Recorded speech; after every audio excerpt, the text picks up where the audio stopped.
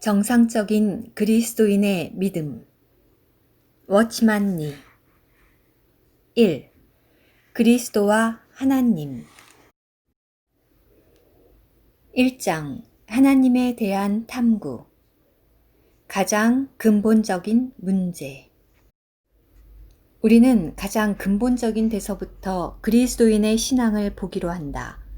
우리가 보아야 할 첫 번째 문제는 하나님에 대한 것이다. 먼저 우리는 성경 말씀을 몇 구절을 보기로 하자. 어리석은 자는 그 마음에 이르기를 하나님이 없다 하도다. 시편 14편 1절 상반절. 이 구절은 어리석은 자는 그 마음에 하나님 두기를 싫어한다 라고도 번역할 수 있다. 그 마음에 하나님이 없다고 말하는 자들의 결국은 하반절에 저희는 부패하고 소행이 가증하여 선을 행하는 자가 없도다와 같다. 다시 히브리서 11장 6절의 중간 부분을 보기로 하자. 하나님께 나아가는 자는 반드시 그가 계신 것을 믿어야 할지니라. 세 부류의 사람들. 당신이 그리스도인이든 그리스도인이 아니든 혹은 연구하는 태도를 가진 사람이든 우리는 지금 하나님에 대한 문제를 먼저 보아야 한다. 세상 사람들은 하나님에 대해서 세 부류로 나누어진다. 그 한 부류는 무신론자, 즉 하나님이 있다는 것을 믿지 않는 사람들이다. 또 한 부류는 하나님이 있는지 없는지 모르겠다고 말하는 사람들이다. 그들은 감히 하나님이 없다고 말할 수도 없고 또 있는지는 잘 모르겠다는 사람들이다. 그리고 또 한 부류는 우리와 같이 하나님이 있다는 것을 믿는 사람들이다. 판결. 과연 하나님은 있는가 없는가? 여기서 나는 하나님이 있다고 말하려는 것도 아니고 없다고 말하려는 것도 아니다. 나는 이곳을 하나의 법정으로 생각하고 이 문제를 판결하고 싶다. 이제 여러분은 법관이 되고 나는 검사가 되기로 하자. 법관이 하는 일은 무엇인가? 법관은 옳고 그름과 있고 없음을 판결한다. 이제 검사는 증거가 될 만한 것을 모두 찾아내어 이유, 증거 등을 제시할 것이다. 그 후에 여러분이 판단하기 바란다. 그러나 먼저 한 가지 분명히 말해둘 것은 어떤 경우에도 검사는 범행을 직접 본 사람이 아니라는 것이다. 검사는 경찰이 아니다. 경찰은 사람이 무슨 일을 저지를 때 직접 볼 수 있지만 검사는 어떤 일이든지 다 들어서 안다. 그가 들은 모든 증거와 이유를 법관 앞에 제시하고 법관에게 판결을 요구하는 것이다. 나도 이와 같다. 내가 찾은 증거를 여러분 앞에 내놓을 것이다. 만일 여러분이 나에게 당신은 하나님을 본 적이 있는가? 라고 묻는다면 나는 없다고 답할 것이다. 나는 다만 내가 직접 혹은 간접으로 얻은 것들을 여러분에게 읽어주고 보여줄 것이니 여러분 자신이 법관이 되어 과연 하나님이 있는지 없는지를 판결하기 바란다. 나는 여기에서 사실과 증거와 이유를 제시할 것이다. 또 여기에는 증인도 있다. 증인을 한 사람 데려다가 그로 하나님이 계시는지 안 계시는지를 증거하도록 하자. 또 한 증인을 데려다가 과연 그가 하나님이 계신다고 말하는지 안 계신다고 말하는지를 들어보자. 우리는 이러한 증인과 증거물을 본 후에 하나님이 계시는지 안 계시는지를 판결해야 할 것이다. 말할 자격이 있느냐 없느냐. 세상에 많은 사람들이 하나님은 없다고 말한다. 당신은 먼저 과연 그들에게 말할 자격이 있느냐 없느냐를 보기 바란다. 하나님이 없다고 말하는 그들이 과연 도덕적인가 비도덕적인가를 보기 전에는 그들의 이론을 들을 수 없다. 이론을 말하라고 한다면 살인 강도라도 이론을 댈 수 있을 것이다. 그러나 그런 이론은 다 살인 강도의 이론이다. 만일 그들이 국가사회의 대사를 논한다면 그 누구도 그들의 말을 듣지 않을 것이다. 왜냐하면 그들에게는 말할 자격이 없기 때문이다.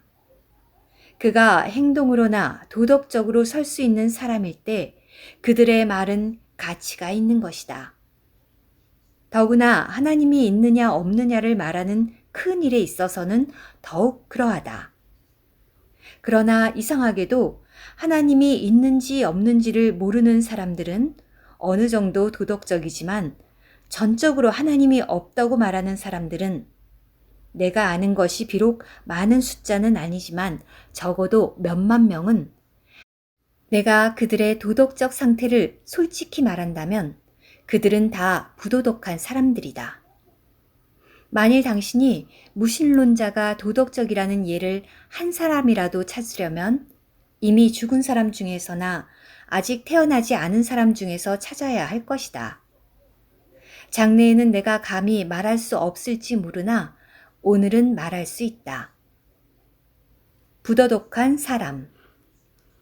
언젠가 나는 금능대학에서 집회를 하면서 무신론자들은 모두 부도덕한 사람이다 라고 말한 적이 있다.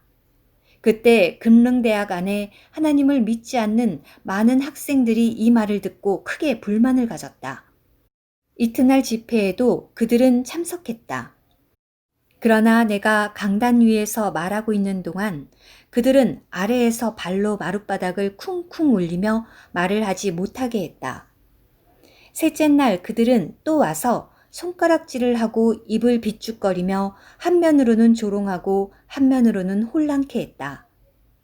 넷째 날에는 학교의 교감인 윌리엄 박사가 나에게 말했다. 오늘은 장소를 바꾸어서 말씀을 전하시오.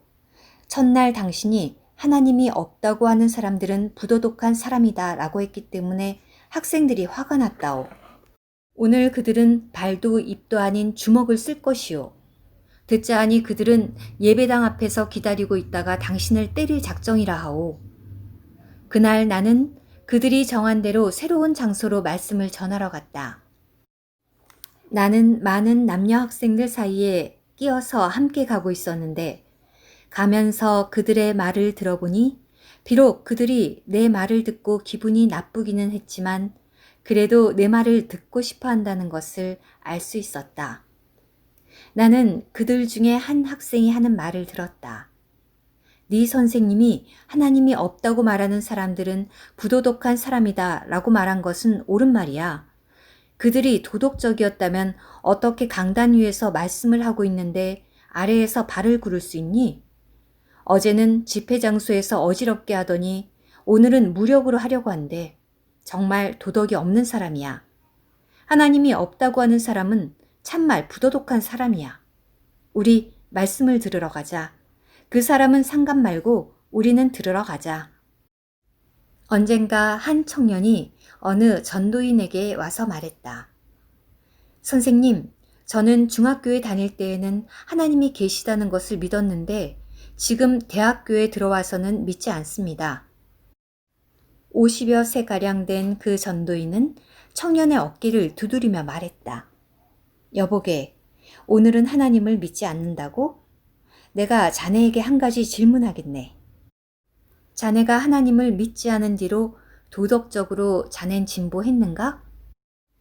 자네가 무신론자가 된 후로 무신론자들이 자네를 도덕적으로 전보다 더 좋아지게 해주고 자네 생각을 더 깨끗하게 해주고 자네 마음을 더 깨끗하게 해주었는가? 아니면 그 반대인가? 청년은 얼굴을 붉히며 하나님을 믿지 않은 후로 도덕의 파탄이 있었음을 고백했다. 그 전도인은 말했다. 내가 보기에 자네는 하나님을 믿지 않는 것이 아니라 하나님이 없기를 바라는 것 같군. 바라는 대로 판결할 수 없다. 실제로 많은 사람들이 참으로 하나님이 없다고 하는 것이 아니라 하나님이 없기를 바라는 것이다. 그들은 우주 가운데 하나님이 없기를 바란다. 하나님만 없다면 그들이 하고 싶은 많은 일들을 할 수 있기 때문이다. 내 자신도 그랬었다. 학생 시절에 나는 하나님이 없다고 말했다. 내 입으로는 강경하게 말했지만 내 속 깊은 곳에서는 누군가가 하나님은 있다, 하나님은 있다 라고 말하는 것 같았다. 나는 마음속으로는 하나님이 있다는 것을 알고 있었지만 입으로는 하나님이 없다고 말했던 것이다. 왜 그랬던가? 그것은 바로 죄짓기 좋도록 하기 위해서였다. 입으로 하나님이 없다고 해두면 죄 짓는 곳에 더 잘 갈 수 있었고 그런 짓을 담대하게 할 수 있었던 것이다. 전에는 하나님이 있다는 것을 믿었기 때문에 담대하지 못했고 감행하지 못했다. 그러나 이제는 하나님이 없으니 큰 죄를 범할 수 있고 무슨 짓이든 감행할 수 있는 것이다. 사실 하나님이 없다고 하는 말이 당신의 도덕 수준을 높여주어야 그 말에 가치가 있는 것이다. 그렇지 않고 하나님이 없다고 하는 사람이 율법이 없기를 바라고 도덕이 없기를 바라고 규례가 없기를 바라고 인격이 없기를 바라는 것이라면 그런 말은 무의미한 것이다. 그러므로 문제는 당신에게 하나님이 없다고 말할 자격이 있느냐 없느냐에 있는 것이다. 누구든지 위와 같은 것을 바란다면 그는 하나님이 없다고 말할 자격이 없는 사람이다. 사람이 가장 큰가? 어느 날 한 청년이 내게 와서 나는 하나님이 있다는 것을 믿지 않습니다. 이 세상에 사람보다 더 큰 존재는 없습니다. 사람은 만물의 영장입니다. 그러므로 우주 가운데에는 오직 사람이 있을 뿐 하나님은 없습니다. 라고 했다. 처음에 우리는 마주 앉았었다. 나는 그가 그러한 말을 하는 것을 듣자마자 즉시 일어서서 저편으로 갔다. 마루 끝에서 그를 살펴보며 나는 말했다. 야, 자네 참 크군.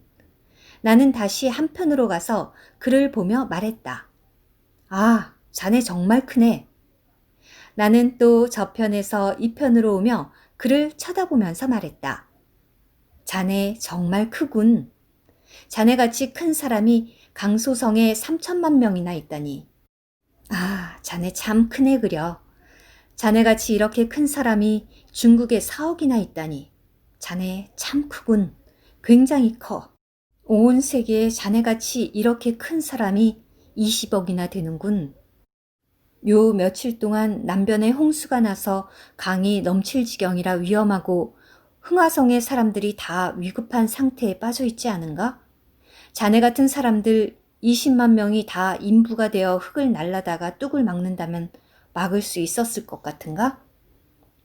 만일 세상 사람들이 모두 인부가 되어 태양에 구멍을 뚫고 긴 굴을 파서 그 굴을 모든 사람으로 메운다면 설령 그 사람들이 타죽지 않는다 해도 그 20억의 사람이 다 그 안에 들어가서 태양의 그 구멍을 메울 수 있을 것 같은가? 말도 안 되는 소리야. 이 지구를 수백 개 태양 안에 넣고 태양을 흔들어 봐도 그 속에는 커다란 공간이 남을 것세. 그뿐인가? 이 우주에 태양 같은 별이 하나뿐인가? 태양과 같은 별이 이 우주에 수천억 개가 넘는다네. 사람이 우주를 작게 볼 수 있는가? 나는 다시 그 청년에게 말했다. 자네 참 큰 사람일세. 자네는 지구도 다 못 돌아본 사람이면서 이 우주를 작게 보고 자신을 크다고 말하다니. 내 다시 자네에게 물어보겠네. 자넨 이 우주가 얼마나 큰지 아는가? 빛으로 말하자면 빛의 속도는 1초에 30만 킬로미터로서 75만 리가 된다네. 생각해보게. 1초에 75만 리를 간다면 1분 동안에는 얼마나 가겠는가? 또 1년에는 얼마나 가겠는가? 이 우주의 허다한 별 중에서 그 빛이 3,000년이 지난 후에야 비로소 지구에 도달하는 것이 있네. 이것이 대체 어떤 거리인가 한번 계산해 보게. 각하는 정말 큰 사람일세. 그러므로 하나님이 있다는 것을 믿지 않는 사람들과 청년들에게 내가 알려주고 싶은 것은 사람에게는 도덕적인 면에서 하나님이 없다고 말할 자격이 없을 뿐 아니라 지식적으로나 학문적으로도 하나님이 없다고 말할 자격이 없다는 것이다. 사람이 시간과 공간의 제한을 받지 않을 수 있는가? 이번에 내가 개봉에 갔을 때 한 청년을 만났는데 그도 이와 같이 하나님이 없다고 단호히 주장하는 사람이었다. 나는 즉시 일어나서 그의 등을 치며 나는 오늘 하나님을 봤네 라고 말했다. 그는 이상하다는 듯 눈을 크게 뜨고 나를 올려보았다. 그는 내가 과연 어떻게 하나님을 보았는가를 알고 싶어 하는 것 같았다. 나는 말했다. 자네가 바로 하나님일세. 자넨 하나님이 없는 것을 알고 있으니 자네가 바로 하나님이야. 그는 왜 그런가를 물었다. 나는 말했다. 자네가 하나님이 없는 것을 안다면 자넨 분명히 온 지구를 다 돌아다녀 봤겠군. 상해에 하나님이 없으면 남경에는 하나님이 있을지도 모르지. 그러니 자넨 상해에 가봤을 뿐 아니라 분명히 남경에도 가봤겠군. 남경에 하나님이 없다면 천신에는 하나님이 있을지도 모르지 않은가? 그러니 자넨 남경에 가봤을 뿐 아니라 천신에도 분명히 가봤을 거야. 중국에 하나님이 없다면 외국에는 하나님이 있을지도 몰라. 그러니 자넨 외국도 다 다녀봤겠군. 하나님이 여기 없으면 저기에는 있을 거야. 그러니 자넨 온 세계를 다 다녀봤을 것이 아닌가? 하나님은 혹시 북극이나 남극에 계실지 밀림이나 광야에 계실지도 몰라. 그럼 자넨 남극이나 북극에도 다 가봤을 것이고 밀림이나 광야에도 다 가봤겠군. 자넨 다 다니고 보았기 때문에 하나님이 없다고 말할 수 있는 게 아닌가? 하나님이 이 지구에 계시지 않는다면 혹시 달나라에는 계실지 몰라. 그럼 자넨 달나라에도 가봤겠군. 혹시 하나님은 어느 행성에 계실지, 혹시 우주에 계실지도 몰라. 그러니 자넨 모든 행성과 우주까지도 가봤을 거야. 그러니 자네라는 사람은 온 우주를 다 다닌 사람이요, 다 본 사람이로군. 그러니까 자네가 하나님이 없다고 말할 수 있겠지? 그렇다면 자네가 바로 하나님일세. 그뿐인가? 오늘은 하나님이 상해에 계시지 않지만 어제는 상해에 계셨을지 자네가 어떻게 아나? 또 내일은 계실지 어떻게 알아? 하나님이 작년에 계시지 않았으면 금년에는 거기 계실지 자네가 어떻게 아는가? 또 내년에는 계실런지 어떻게 알 수 있어? 자네가 금년 내내 하나님이 계시지 않는다는 것을 어떻게 알 수 있는가? 또 1000년 전에 하나님이 계시지 않았다는 것을 어떻게 알 수 있는가? 그러니 자네라는 사람은 분명 불로장생하는 사람이요, 미래의 일까지도 다 아는 사람이요, 시간과 공간의 제한을 받지 않는 사람일세. 자넨 분명 오늘 천진에 있으면서 동시에 외국에도 있는 사람이요, 동에서부터 서해까지, 북극에서부터 남극에까지 없는 곳이 없는 사람일세. 그러니 난 다른 데 가서 하나님을 찾을 필요가 없겠어. 각하가 바로 하나님이야.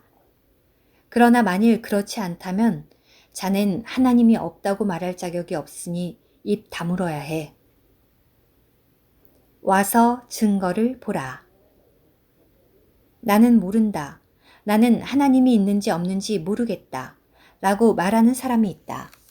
친구여, 만일 당신이 그렇게 말한다면 내가 믿을 만한 확실하고 타당성 있는 증인을 불러와서 하나님이 있다는 것을 당신에게 알려주도록 하겠다. 당신은 법관이 되고 나는 검사가 되어 내가 증거를 가져와 당신에게 보여줄 테니 과연 하나님이 있는가 없는가를 당신 자신이 생각해 보라. 먼저 우주를 보라. 첫째로 당신은 먼저 밖을 보라. 우리의 바깥에 있는 대자연과 그 모든 것의 현상을 보라. 무엇이 과학인가? 무엇이 학문인가? 당신이 한 가지 현상을 보고 해석할 때 그것이 바로 학문이다. 예를 들어 어느 환자의 열이 떨어지는 것을 볼 때 그의 열이 떨어지는 것은 하나의 현상이요. 왜 열이 떨어지는가를 아는 것이 바로 학문이다. 사과가 나무에서 떨어지는 것. 이것은 하나의 현상이다. 왜 사과가 하늘로 올라가지 않고 땅으로 떨어지는가를 해석하는 이론을 이끌어내는 것이 바로 학문이다. 그러므로 모든 것에는 다 법칙이 있는데 그것을 아는 사람이 바로 학식 있는 사람인 것이다. 오직 두 가지 해석이 있다. 우주는 하나의 큰 현상이다. 우주 가운데에는 형형색색, 각양각색의 것들이 얼마나 많은지 모른다. 우리 앞에 있는 이러한 현상들을 우리는 모른 채 할 수 없다. 우주를 보며 왜 이런가를 밝히는 것이 바로 학문이다. 전 세계의 많은 사상가들이 우주가 과연 어디에서 왔는가에 대해 내리고 있는 해석은 오직 두 가지뿐, 더 이상은 없다. 이쪽을 믿지 않으려면 저쪽을 믿어야 한다. 어쨌든 이 두 가지 중에 하나를 답할 수밖에 없는 것이다. 이 두 가지 해석은 무엇인가? 첫 번째 학설은 우주가 자연적으로 또 우연히 생겼다고 믿는 것이다. 또 한 가지 학설은 위격이 있고 사상이 있으며 계획이 있는 신 같은 존재가 창조했다는 것을 믿는 것이다.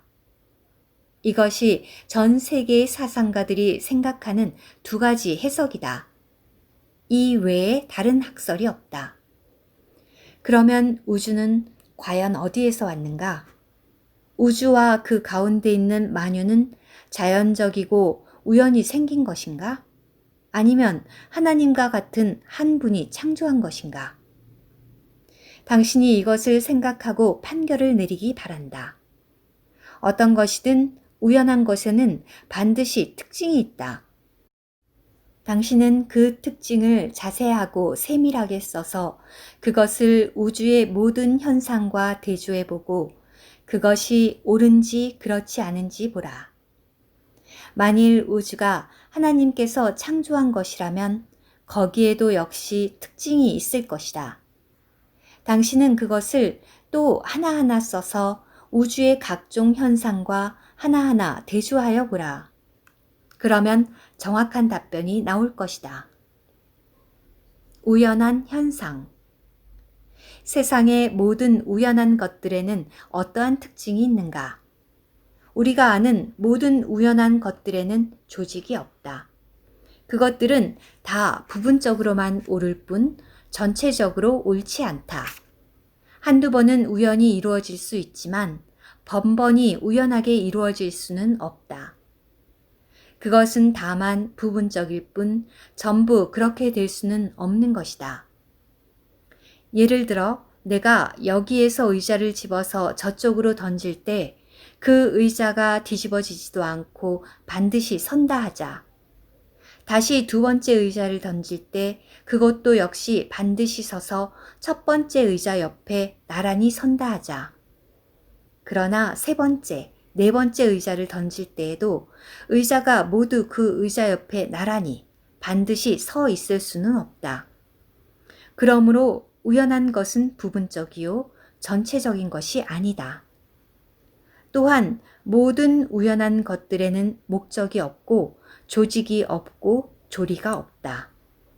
우연한 것들은 모두 산만하고 제멋대로 흩어져 있고 혼란무쌍하며 적극적인 의미가 조금도 없다. 그러므로 우리는 우연의 원칙은 조직이 없고 조리가 없고 규율이 없고 목적이 없고 의의가 없는 것이라고 말할 수 있다. 자, 이제 이 5가지 상태를 여기에 내놓는다. 규율과 조직이 있다. 이제 우리는 우주 안에 있는 것들을 하나하나 가지고 와서 이 원칙과 대조해 보기로 하자. 먼저 사람을 보자. 사람은 모태에 잉태되어 10달 만에 출생하고 점점 자라다가 나중에는 죽는다. 당신이 사람들을 볼 때 한 사람만 그러할 뿐 아니라 두 사람도 그러하고 세 사람, 네 사람, 모든 사람이 다 그러하다. 당신은 이 가운데서 일정한 법칙을 발견할 수 있다. 그것은 모두 어지럽고 제멋대로인 것이 아니다. 다시 해를 보자.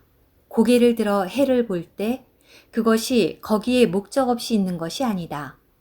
그것에는 목적이 있고 큰 의미가 있다. 다시 달을 보자. 또 망원경으로 별을 보자. 어떤 별들은 많은 위성을 갖고 있다. 당신은 하늘의 모든 별들의 규율과 조직이 있음을 볼 수 있을 것이다. 그것들이 움직이는 상태는 계산할 수 있는 것이다. 그 계산으로 나온 것이 바로 달력이요. 내년의 달력도 이미 그 안에 있는 것이다. 이러한 현상을 설명해 볼 때 이 모든 것에는 다 규율이 있고 조직이 있고 목적이 있는 것임을 알 수 있다. 작은 것을 보라. 이제 우리는 작은 것을 보기로 하자. 작은 나무 조각을 하나 가져다가 그것을 현미경 아래 두고 조직을 분석해 볼 때 조금도 어지러움이 없이 조리 있고 규율적인 것을 알 수 있다. 나뭇잎이나 꽃잎을 하나 가져다가 자세히 살펴보라. 그 어느 것 하나도 어지러움이 없이 다 조직이 있고 조리가 있고 의미가 있다. 이 많은 사람, 이 많은 것들이 큰 것이든 작은 것이든 우주의 모든 것에는 조리가 있고 조직이 있고 목적이 있고 의미가 있다는 것을 증거하고 보여준다. 당신은 이것이 우연히 된 것이라고 말할 수 있는가? 그럴 수 없다.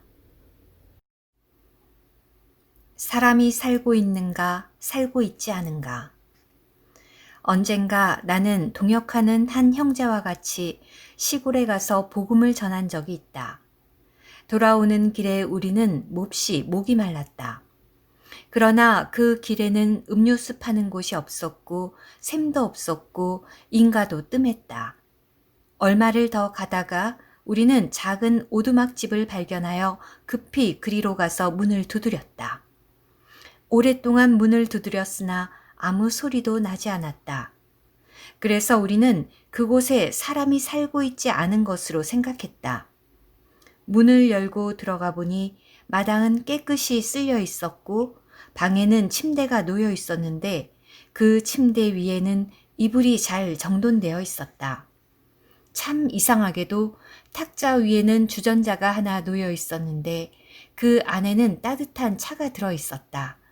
나는 말했다. 이것은 분명히 이 집에 사람이 살고 있다는 것을 증명하는 것이다. 이 모든 현상이 다 여기에 사람이 살고 있음을 증명한다. 우리는 이 차를 마실 수 없다. 빨리 나가자. 그러지 않으면 주인이 와서 우리를 도둑으로 알 것이다. 우린 밖에 나가서 주인이 오기를 기다려야 한다. 우리는 사람을 보지 않았지만 그 방 안의 현상을 볼 때 거기에 사람이 살고 있음을 알 수 있었다. 이와 같이 비록 우리가 하나님을 보지는 못하지만 우주 가운데 모든 현상을 볼 때 하나님이 계심을 알 수 있다. 우주의 현상은 이와 같이 규율이 있고 조리가 있고 의미가 있고 목적이 있는 것이다. 당신은 그래도 그것이 우연히 된 것이라고 말하겠는가? 나는 결코 그렇게 말할 수 없다. 성경에 이르기를 어리석은 자는 그 마음에 이르기를 하나님이 없다고 말한다. 오직 우둔한 자만이 마음에 이르기를 하나님이 없다고 하는 것이다. 계획적인가 우연적인가? 이 우주는 분명히 지혜롭고 학식이 있으며 큰 계획을 가진 분이 창조한 것이다. 만일 당신이 우주의 기원이 우연히 생겼다는 점을 동의할 수 없다면 우주는 분명 하나님께서 창조한 것이다. 셋째 해석은 없다. 당신은 이제 스스로 판단해보라. 우주가 우연히 생긴 것인가 아니면 하나님께서 창조한 것인가를. 하나의 요구와 하나의 대상. 증인 하나만으로 부족하다면 나는 또 한 증인을 불러오겠다. 이번에는 사람의 마음을 살펴보기로 하자. 사람의 마음을 보기 전에 우리는 한 가지 현상을 보아야 한다. 당신이 아는 바와 같이 사람의 모든 요구에는 반드시 대상이 있다. 예를 들어 한 고아를 보자. 그 아이는 한 번도 아버지를 보지 못했지만 그 속에는 한 가지 자연적인 요구가 있다. 그것은 바로 아버지의 사랑을 받고 싶은 것이다. 내가 많은 고아들에게 물어보았지만 그들이 모두 느끼고 있는 그 부족함은 다른 그 무엇으로도 대체할 수 없는 것이었다. 그러므로 우리 마음에서 나오는 요구는 다 대상이 있는 것이다. 다시 예를 들어 말한다면 사람에게는 사회에 대한 요구가 있고 친구에 대한 요구가 있고 집단에 대한 요구가 있다. 어느 외딴 섬에 혼자 사는 사람이 있다 하자. 그의 주위에 아무도 없고 그가 사람을 본 적도 없다 할지라도 그의 마음속에는 친구를 사귀려는 요구가 있다. 이러한 요구는 이 세상 어딘가에 사람이 있다는 것을 말해준다. 또한 사람은 누구나 일정한 나이가 되면 후대를 생각하고 자손을 생각하게 된다. 이것은 사람의 생각에 있을 뿐 아니라 세상에 자손과 후대라는 대상이 있기 때문이다. 그러므로 우리 속에 요구가 있을 때에는 반드시 밖에도 그 대상이 있다. 마음속에서 하나님을 원한다. 사회에 대한 요구, 후사에 대한 요구 외에 우리에게는 또 어떤 요구가 있는가? 우리가 볼 때 세상의 모든 사람들이 다 신에 대한 요구가 있다. 당신이 볼 때 높은 문화를 가진 백인들이나 우리 중국인과 같이 고전 문화를 가진 사람들이나 또 토인과 같이 문화가 없는 야만인에게도 다 이러한 요구가 있으니 그것은 바로 하나님을 요구하는 것이다. 세상 사람이라면 어떤 종족, 어떤 민족을 막론하고 다 마음속에 하나님에 대한 요구가 있다. 이것은 당신이 부인할 수 없는 사실이다. 모든 사람이 다 하나님을 찾고 있으며 도처의 사람들이 다 하나님을 찾고 있다. 이것은 분명한 사실이다. 조금 전에 설명한 원칙에 따라 우리는 우리의 마음이 하나님을 요구하는 것은 분명 밖의 우주 가운데 하나님이 계신다는 것을 말해주는 것임을 알 수 있다. 마음속에 하나님에 대한 요구가 있다면 반드시 우주 가운데 하나님의 존재가 있는 것이다. 만일 하나님이 존재하지 않는다면 당신의 마음속에 이러한 요구도 없을 것이다. 우리에게는 다 밥통이 있다. 내가 여기에서 말을 한마디 지어낸다면 우리에게는 또한 하나님 통이 있다. 음식 없이는 밥통이 견디지 못하듯 이 하나님 없이는 하나님 통이 견디지 못한다. 한 번도 하나님을 생각한 적이 없었는가? 언젠가 한 무신론자 친구가 아주 무례한 태도로 큰 소리로 내게 말했다. 자넨 사람의 마음속에 하나님에 대한 요구가 있다고 말했지만 난 그렇게 생각하지 않아. 나는 그 말을 믿지 않아. 나는 좋아. 내가 자네에게 묻겠는데 자네가 1년 동안에 한 번도 하나님을 생각한 적이 없었나? 솔직히 말해서 자네가 하나님이 없다고 말한 그때에도 자네는 하나님을 생각하고 말한 것이 아닌가?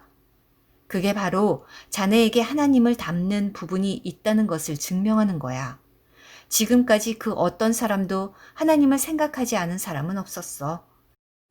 다만 자기 자신이 생각을 억제할 뿐이지. 자네 안에 그런 생각이 있는 것은 분명 자네밖에 그러한 대상이 있었다는 것을 말하는 거야. 마음의 생각과 다르게 말한다.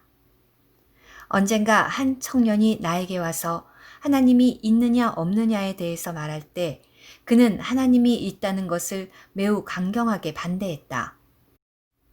그는 하나님이 없다는 이유를 첫째, 둘째, 셋째 등등으로 많이 말했다. 나는 한마디도 대꾸하지 않고 조용히 그의 말을 들은 후 그에게 말했다. 하나님이 없다는 이 많은 이유를 자네가 제시하고 있지만 자넨 진 걸세. 그는 왜냐고 물었다. 나는 자네 입으로는 하나님이 없다고 하지만 자네 마음은 여전히 나와 한편일세. 라고 말했다.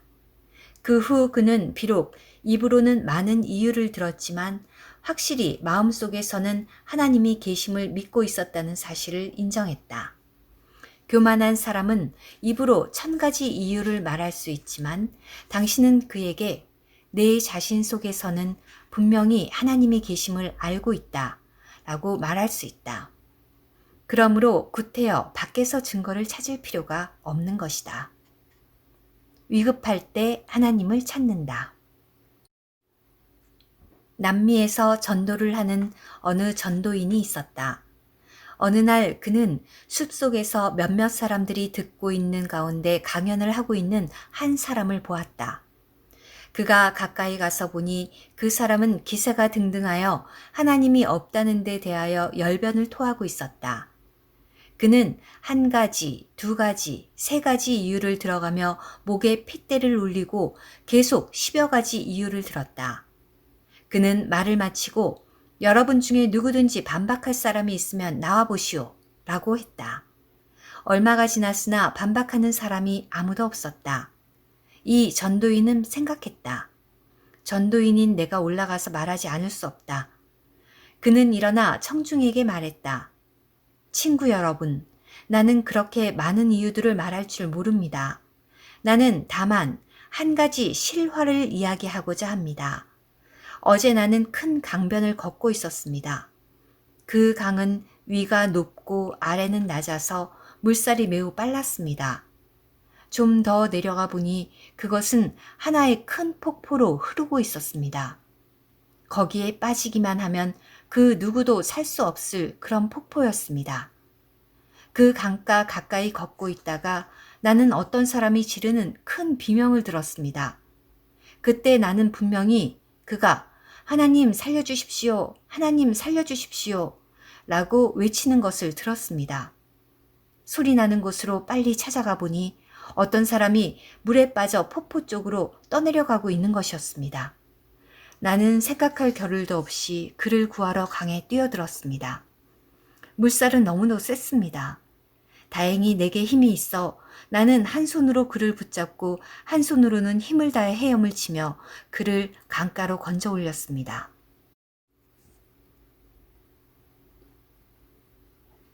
이 일을 하고 나니 내 마음은 참 기뻤습니다. 물속에 빠졌을 때 큰 소리로 하나님 살려주십시오, 하나님 살려주십시오 라고 한 그를 제가 여러분에게 소개할까요? 그분은 방금 강연하신 저 선생입니다. 어제는 큰 소리로 하나님 살려주십시오 라고 외치던 그 사람이 오늘은 10여 가지 이유를 대면서 하나님이 없다고 말하고 있는 것입니다. 바로 이 사람이 무신론자인 것입니다. 그러므로 모든 문제는 다 이면적인 문제다. 어제 생명이 위험할 때에는 하나님을 찾고 하나님께 구했지만 오늘 생명이 위험하지 않을 때에는 이유를 대면서 하나님을 거절하는 것이다. 우리 속에서 하나님이 계심을 아는 데에는 문제가 조금도 없다. 그것은 바로 여러분 속에 하나님을 담는 부분이 있기 때문이다. 여러분 속에는 하나님을 담는 부분이 있기 때문에 하나님을 알 수 있는 것이다. 기도의 응답을 얻을 수 있는가? 우리는 객관적인 현상만 볼 것이 아니라 우리의 주관적인 경험을 보기로 하자. 이것은 바로 하나님께서 사람의 기도에 확답을 주시는 것이다. 언젠가 나는 하나님이 없다고 말하는 사람에게 이렇게 얘기했다. 당신이 이렇게 대담하게 말하는 것은 큰 실수입니다. 나는 이어서 또 말했다.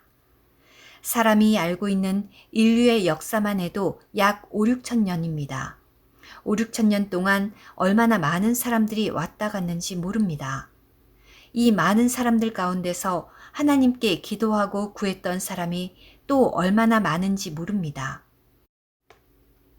기독교 가운데서뿐만 아니라 기독교 아닌 다른 종교 안에 있는 사람 중에서도 얼마나 많은 사람들이 하나님을 향해 기도했는지 모릅니다. 나는 당신에게 묻고 싶습니다. 이 많은 세월 동안 이 많은 사람들이 하나님께 기도하고 간구한 이 많은 기도를 하나님이 한 번도 듣지 않으시고 응답하지 않으셨다는 것을 당신이 증명할 수 있습니까? 당신은 너무나도 큰 이 사실을 단번에 삭제해 버렸습니다. 그들이 하늘에 구한 것들 가운데서 한 가지도 응답이 없었다고 당신이 말할 수 있습니까? 내가 당신에게 말하고 싶은 것은 응답이 있었을 뿐 아니라 셀 수도 없는 응답이 있었다는 사실입니다. 한 번의 응답만으로도 하나님이 있다는 것을 증명할 수 있는 것입니다. 당신은 기도의 응답이 정말 한 번도 없었으리라고 생각합니까? 정말 당신은 기도의 응답이 다 하나님의 응답이 아니라고 말할 수 있습니까? 정말 당신은 모든 기도의 응답이 다 가짜라고 말할 수 있습니까? 나 같은 사람에게도 적어도 기도의 응답이 2, 3천 번은 있었는데 이것이 모두 우연이란 말입니까? 많은 사람들이 가지고 있는 그 허다한 기도의 응답을 당신은 모두 우연이라고 말할 수 있습니까? 어느 날 한 전도인이 배를 타고 대서양을 건널 때였다. 호련히 바다에 짙은 안개가 끼어 배가 더 가지 못하고 바다에 머무르고 있었다. 이 전도인은 선장에게 항해하십시오. 나는 화요일에 런던에서 설교하기로 약속이 되어 있습니다. 라고 말했다. 선장이 말했다. 선생님께서도 이 짙은 안개를 보고 계시지 않습니까? 배는 더 이상 나아갈 수 없습니다. 만일 선생님이 기도해서 안개를 사라지게 한다면 내가 계속 항해를 하지요. 전도인은 말했다. 좋습니다. 내가 여기서 기도를 할 테니 당신은 항해를 계속하십시오. 여기서 더 이상 지체할 시간이 없으니까요. 그는 기도를 시작했고 선장은 항해를 시작했다. 한쪽에서는 기도하고 한쪽에서는 항해했다. 항해를 시작하자 안개가 사라졌고 배는 예정되었던 시각에 도착했다. 이것이 우연인가? 기도를 듣는 참 하나님. 나는 어느 날 형제들 몇 명과 함께 시골로 전도하러 갔었다. 그 지방에 많은 사람들이 말하기를 우리의 신이 가장 뛰어난 신이다. 우리의 신은 대왕이다. 우리의 대왕은 해마다 한 번씩 거리에 출동하는데 출동할 때마다 날이 맑았다. 지금까지 맑지 않은 날은 한 번도 없었다. 라고 말했다.